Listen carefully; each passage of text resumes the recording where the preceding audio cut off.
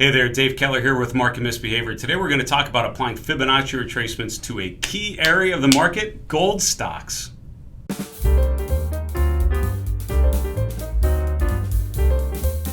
So in 2023, year to date, there have been a couple of groups that have been especially strong, even though the average stock has been struggling. Semiconductors come to mind, having a brilliant week this week on NVIDIA, having blowout earnings yet again. Home builders, other mega cap technology, communications names, and gold stocks. Up until the month of May, gold is arguably one of the best places to be in the equity space. Gold prices testing all-time highs above $2,000 an ounce. Gold stocks along for the ride as well. It's changed a little bit. Now you've seen a bit of a retrenchment or a retracement lower from gold stocks. Today we're going to look at the chart of the GDX, talk about some ways to identify a potential bottom. Before we get to the chart, if you like this thinking about technical analysis, behavioral finance, and investor psychology, won't you subscribe to my channel? Also, give the video a like if you appreciate it. We'd very much appreciate that back. Put a comment below. Gold a buy or a sell here, and why? Let me know. Now, looking at the chart of the GDX, and again, there are a number of different ways we can look at the gold space. I like to use the GDX because it's basically the gold miners ETF. The GLD is a good ETF to track spot gold or actual gold prices. The GDX is a way to track gold stocks, and there's a pretty high correlation between those two, but they are different groups, and they will tend to lead and lag in different ways. Their cycles can be a little bit different at times, but overall correlation tends to be pretty high. So when you look at the chart of the GDX, you can see that in 2022, the year started actually very well. And you can see at the bottom, the relative strength. Gold was actually outperforming the S&P. If you remember the first half of 2022, this is when the average or the overall markets were struggling quite a bit. And energy stocks were by far the top performer, but materials names, and particularly gold stocks, actually were doing very, very well. In the second quarter of 2022, gold stocks sold off along with the rest of the equity space into the low, and the GDX actually bottomed out in September. The S&P 500 bottomed out on an intraday basis in October and then rallied from there. Gold stocks actually had a pretty decent end to last year along with the major equity averages. Then it started to get pretty choppy. 2023 has been sort of feast or famine for gold stocks. What I mean is January pretty strong, February pretty weak, March pretty strong, and you can see we've sort of gone back and forth, and you can especially see that in the relative strength. Outperforming the S&P in January, underperforming in February, outperforming in March, kind of sideways in April, and now May, struggling quite a bit. Now, look at what's happened here, and we're particularly applying the Fibonacci system or the Fibonacci retracement levels to this chart. And again, the general idea with Fibonacci retracements is it's an ideal setup to use when you've had a big move. So I would argue that the August 2022 high to the September 2022 low gives us sort of a good framework to start with, right? So we take that extreme high, we take this extreme low, we apply the Fibonacci retracements, and then we have these expected levels of support and resistance between those two extremes. That's sort of the general logic with Fibonacci analysis. Once you've had a big move, either way, a big sell-off or a big rally, and you start to retrace between those extremes, where might you expect support and resistance?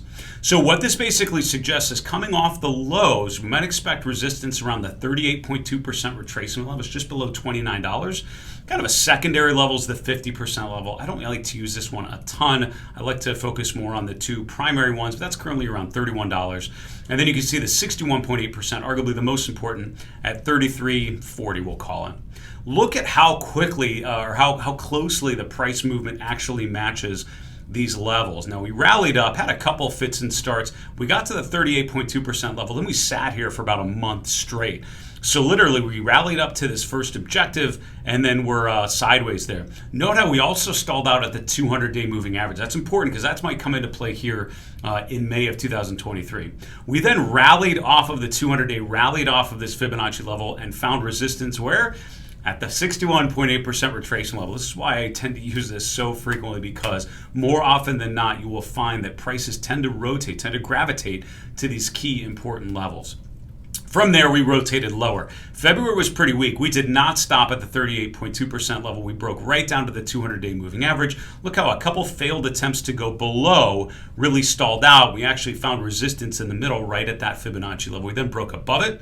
And then we rallied up to the 61.8% level. We broke above there, but then stalled out and found support. So even when the price actually violated those levels and had a sort of a kickback back to those points, look at how they actually found support and resistance right at these Fibonacci levels. So once again, we've now broken down through the 61.8% level. We've broken down through the 50-day moving average, and we're really accelerating lower. The dollar started to pop up a little bit. Gold prices have been coming down as gold, peaked above $2,000 an ounce, testing all-time highs, but now it's given back some of those recent gains. Gold stocks struggling as well. And if you look at stocks like Newmont Mining, NEM, Freeport-McMoRan, FCX, which is more of a general copper kind of mining stock, all feeling some pain here recently. All have appeared on my 3-month lows screen that I ran earlier this week. So as we're seeing the price come down, now all of a sudden we find what I would call a confluence of support. That's a phrase that I first heard Connie Brown use. She might have used it in her books, but I know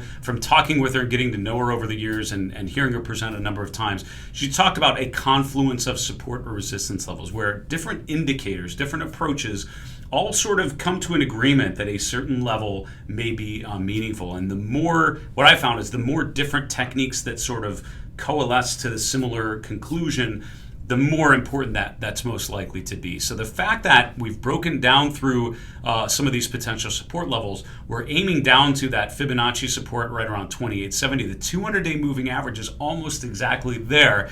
That tells me we're probably near a likely level of support. And if you were buying into this sort of sell-off, which I would not normally be a big fan of because I'd much rather buy into strength than buy into weakness, these sort of levels could be an interesting place to place a potential stop because that's where you could lock in, any potential further downdraft beyond the move we've had so far.